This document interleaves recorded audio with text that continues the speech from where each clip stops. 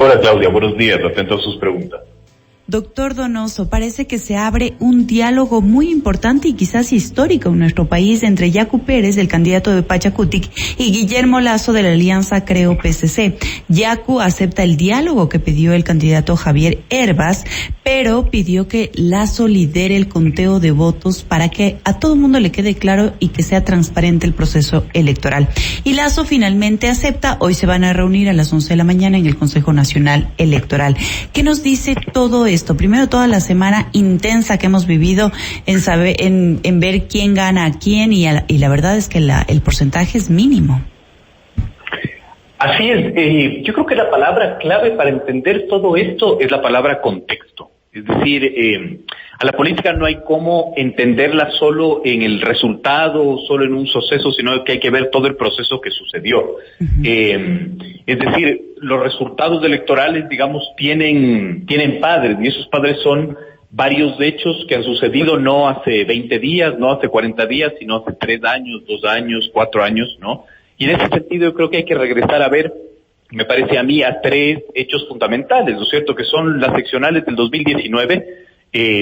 ¿Por qué digo esto? Una elección seccional no es lo mismo que una elección nacional, obviamente, pero los partidos que han tenido una interesante representación tuvieron una victoria en el 2019. Es decir, es más fácil hacer campaña electoral y construir base y construir, digamos, profundidad en los procesos electorales cuando tienes y accedes a cargos como prefecturas y como alcaldías, ¿no? Es el caso de Izquierda Democrática en Carchi, de Pachacutic en Tungurahua y Azuay, del correísmo, incluso en Manabí, parte de Pichincha, etcétera, ¿no? Entonces, ese es el primer, digamos, elemento que yo creo que hay que poner sobre la mesa. Claro, el segundo elemento es lo que pueda suceder hoy. Yo creo que es importante recalcar que no es que esto se decide entre los candidatos. Esto tiene que responder la institucionalidad, es decir, es el Consejo Nacional Electoral el que tiene que aceptar o no el pedido que hacen los candidatos. Y a pesar de que todo parece que está cerrado, no es así. Es decir, el pedido de Pachacutic es que se abran, digamos, urnas en 6 provincias, ¿no? Y que ahí se haga el reconteo. Entonces, creo que, digamos, el elemento, como les digo, aparte del contexto, el elemento clave es lo que pueda suceder hoy, pero sobre todo cómo la institucionalidad intente solucionar la crisis en la que estamos finalmente, ¿no? Y podemos decir que el Consejo Nacional Electoral cometió errores justamente respecto al conteo de votos al día domingo. Quizás anunciar los resultados también generó algunas expectativas y ahora el Consejo Nacional Electoral, Diana Tamaín, ya dijo que el Pleno tiene que aprobar justamente que se abran las urnas en estas 7 provincias. Así es decir, el hecho de que el Consejo Nacional Electoral se haya adelantado a dar el resultado del conteo sin tener el 100%, digamos, de la muestra contabilizada dentro del conteo rápido, sin duda generó una expectativa distinta a la que las encuestas a boca de urna nos decían. Es decir, es súper interesante porque el Ecuador, entre el domingo y hoy ha sido como 4 Ecuadores, ¿no es cierto? El de las encuestas anteriores al proceso eleccionario, el de la encuesta a boca de urna, el del conteo rápido y ahora el del conteo, digamos, oficial, ¿no es cierto? El escrutinio oficial. Entonces, claro, ese tipo de cosas empiezan a crear un framing que ya se convierte finalmente en un aforismo del fraude, ¿no? Entonces, un poco se hace eco el framing que se construyó en el 2017, etcétera. Entonces, todo se pone en cuestionamiento y, claro, la expectativa es lo peor que puede pasar en momentos de alta tensión. Pero yo creo que el Consejo Nacional Electoral el día de hoy va a decidir también abrir las urnas y justamente para sanar esta idea de fraude que es terrible y que nos persigue durante casi todas las elecciones presidenciales. Siempre hay una idea de fraude. ¿Tú crees que de alguna forma que se cuenten los votos, que los candidatos estén juntos hoy en una reunión en el Consejo Nacional Electoral, sí le va a dar la tranquilidad que necesita el país? Porque el país necesita transparencia. Totalmente. Es decir, ya es un acto evidentemente, ¿no es cierto?, de transparencia, ¿no es cierto?, es un acto político el que los 2 candidatos estén sentados con los observadores de la OEA, etcétera. Pero primero hay que entender que el Ecuador no es uno solo, es decir, el Ecuador es multicultural, multidiverso y tiene varias miradas. Y en ese sentido, por ejemplo, el candidato Yacu Pérez viene del movimiento indígena, viene de Pachacutic, y esta es una cosmovisión distinta a la que, digamos, en la urbanidad tenemos una visión distinta a como nosotros pensamos, ¿no? El movimiento Pachacuti y el movimiento indígena es un movimiento organizado de base, ¿no? Entonces, él no es el que mandan sus bases finalmente. Entonces, hay que ver y hay que entender cómo el movimiento indígena está viendo este proceso, cómo el movimiento indígena incluso está viendo que su candidato se siente con el candidato Lasso y cómo se resuelve, ¿no? En esa clave estará, digamos, cómo se determine y se resuelva la segunda vuelta. Pero el movimiento indígena está haciendo el mismo pedido, que se abran las urnas y que se transparente voto a voto y que van a aceptar quién sea el que pase a la segunda vuelta. Ayer Marlon Satti lo decía aquí, también en FM Mundo. De acuerdo, pero ni que, por ejemplo, Leonidas Diza decía que ellos no van a pactar con ninguna derecha, ¿no? Ni la del correísmo ni la del Lasso. Es decir, son varias miradas dentro de un movimiento, hay que entender bien cómo eso se va a establecer, cuál va a ser, digamos, el acuerdo. Sin embargo, claro, lo que está pidiendo el movimiento indígena es distinto a lo que se pueda hacer. Yo le oía ayer a uno de los vocales del Consejo Nacional Electoral que decía que no es que se van a abrir las urnas en las 6 provincias o en las 7 provincias que están pidiendo, sino solo las que tienen dudas de inconsistencias, no es que se abren todas las urnas. Yo entiendo que el pedido del movimiento indígena es que se abran todas las urnas. Entonces, tampoco es que es tan claro, digamos, del panorama, ¿no? Claro, tendría que definir y ahí el organismo electoral tendría que decir cuál va a ser el proceso y cuál es el camino legal para abrir estas urnas, porque también decían que quizás podrían abrir solamente las actas, contar las actas y transparentarlos de alguna forma. Pero yo creo que para el país es necesario que se transparente esto, Pedro. O sea, el país necesita por primera vez decir efectivamente no hubo fraude, está todo confirmado. Para los partidos políticos es una cosa, pero para los ecuatorianos también. Totalmente, totalmente. Digamos, el acto de transparencia, el hecho de que se siente en una mesa es histórico, es importantísimo para llamar a la calma. Sin embargo, yo siempre hago esta reflexión. Yo siento que la lógica del fraude siempre tiene atrás el miedo y el miedo es irracional, ¿no? Y ya cuando el fraude se convierte en un aforismo, decimos nosotros, en la metodología que nosotros hemos diseñado, el aforismo es una verdad irrefutable, ¿no?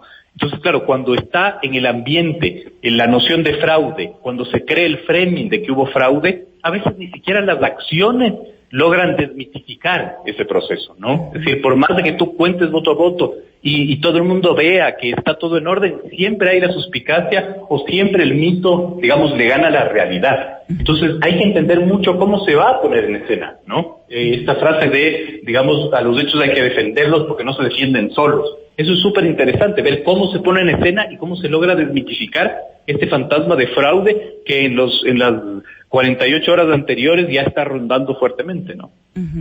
Pedro, y ahora analizando un poco más hacia la segunda vuelta, hacia la parte política, Yacu Pérez y Guillermo Lasso podrían ir juntos a una segunda vuelta, podrían conformar este frente, como dijo ayer Yacu Pérez, en contra de la corrupción, justamente para enfrentar al candidato del correísmo.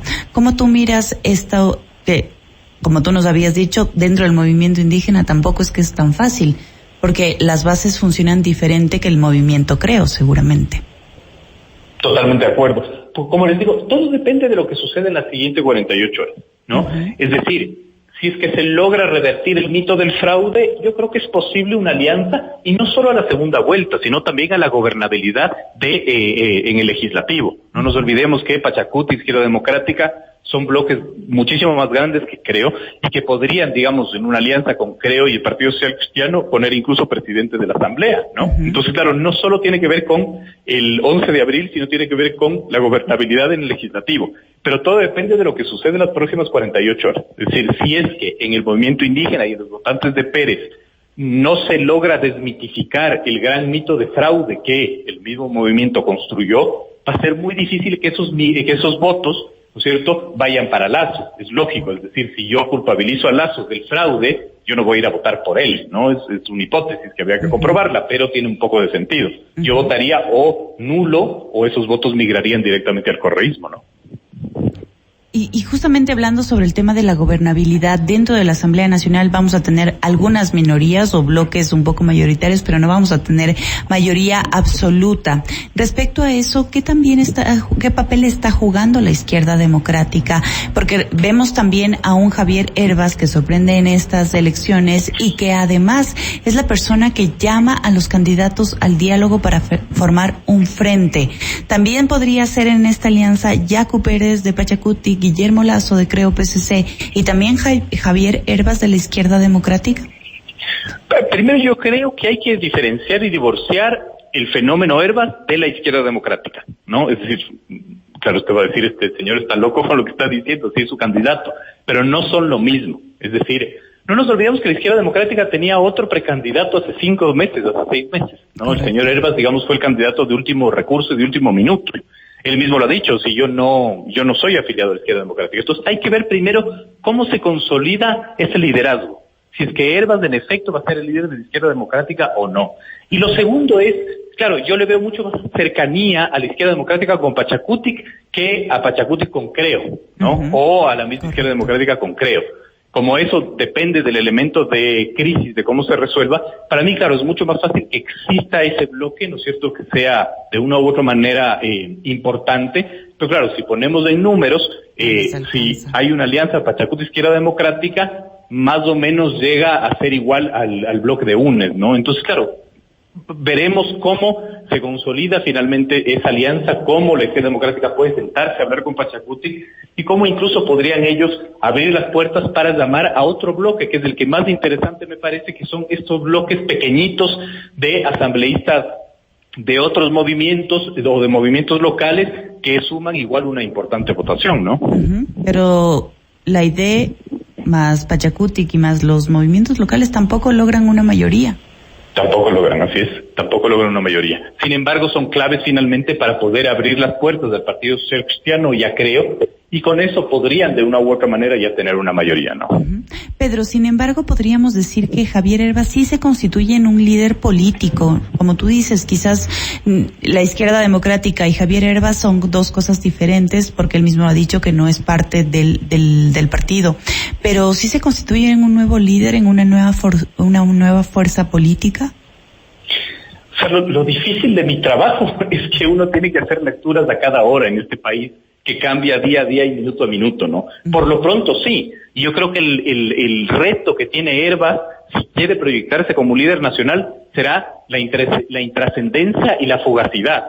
Es decir, convertirse en un líder que no se convierta en un líder fugaz, que no se convierta en un éxito de 24 horas, ¿no es cierto?, sino que pueda trascender y lograr, digamos, esa presencia política que le puedan proyectar o para una seccional o para una nacional en los próximos 4 años, ¿no? Entonces, todo depende de él cómo se forje finalmente su liderazgo, porque una cosa es ganar una elección, otra cosa es mantenerse vivo, ¿no es cierto?, en un gran periodo de 4 años, 2 años, ¿no? Y además de entrar en la política ecuatoriana, que ya sabemos que es un carrusel de emociones.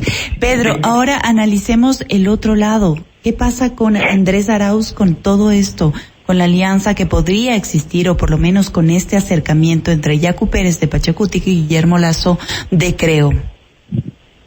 Yo creo que el correísmo finalmente está con equivocaciones, ¿no es cierto?, con pronunciamientos erráticos de Rafael Correa que no se entienden, esperando, ¿no? Esperando finalmente y viendo cómo se resuelve esta crisis que incluso podría poner al Ecuador de cabeza, ¿no? Es decir, una crisis mal administrada podría provocar que el movimiento indígena esté en Quito y esté en las ciudades y se reedite octubre. Entonces yo creo que eso están esperando, y para mí, claro, la gran disputa, ¿no es cierto?, viendo el mapa electoral en donde el correísmo se hace de todas las provincias de la costa, salvo Galápagos, e Imbabura, y finalmente Yacu Pérez tiene la Sierra Centro, menos Pichincha y Carchi, y la Amazonía, ¿no es cierto? Para mí la disputa va a estar en cómo se recolecta los votos, se generan los votos, se recuperan los votos de Pichincha y específicamente en Quito.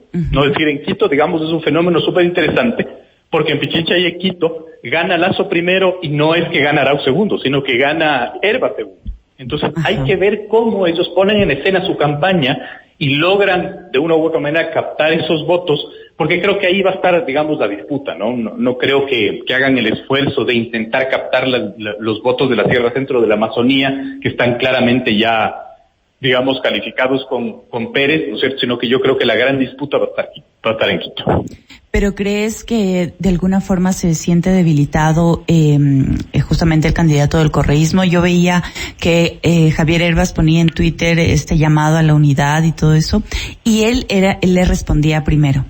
Y por otro lado también vemos a un Andrés Arauz que de alguna forma intenta desmarcarse de Rafael Correa al decir, bueno, Rafael Correa no habla por mí, yo no hablo por él tampoco. Sí. Es súper interesante porque en una campaña electoral todo depende de cómo tú cuentes la historia, no depende del hecho, sino cómo tú cuentas la historia, ¿no? Uh-huh.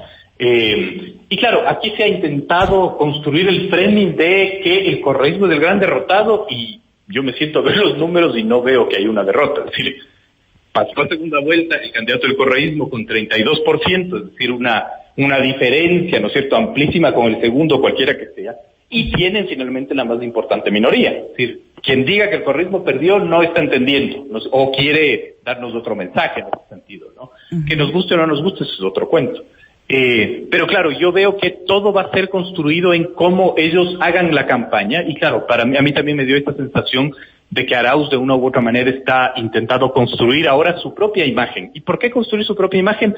Porque va a querer disputar, ¿no es cierto?, esta figura de posicionamiento y con Hervas, finalmente, o Yacu Pérez, de somos como que esta nueva generación. Excluyo a Guillermo Lasso porque es su tercera elección, ¿no? Pero claro, creo que esa es la disputa, empezar a construir una figura de un candidato que no tuvo una figura personal, sino que, digamos, hizo su campaña a la luz de Rafael Correa y con eso proyectarse, ¿no?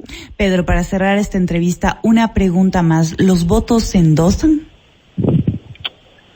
Esa es una pregunta tan difícil, porque en teoría no, pero si uno ve, por ejemplo, el fenómeno 2017, segunda vuelta, es hasta matemático ver que la suma de los votos de la candidata Viteri con los votos de Paco Moncayo, casi exacto van a beneficiar al candidato Guillermo Lasso, que pierde por 200,000 votos. Entonces, en esta elección sí sucedió.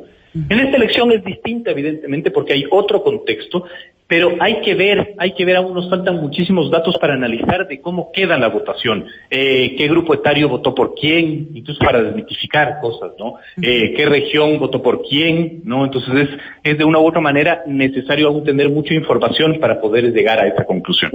Perfecto, agradecemos al doctor Pedro Donoso, analista político, por toda esta interesante charla sobre la situación política de nuestro país y justamente sobre la relación sobre el evento que vamos a tener ahora a las 11 de la mañana en el Consejo Nacional Electoral. Es importante para los ecuatorianos justamente entender qué es lo que está pasando, porque vamos a empezar una siguiente etapa electoral y hay que tomar la decisión correcta. Muchísimas gracias, Pedro.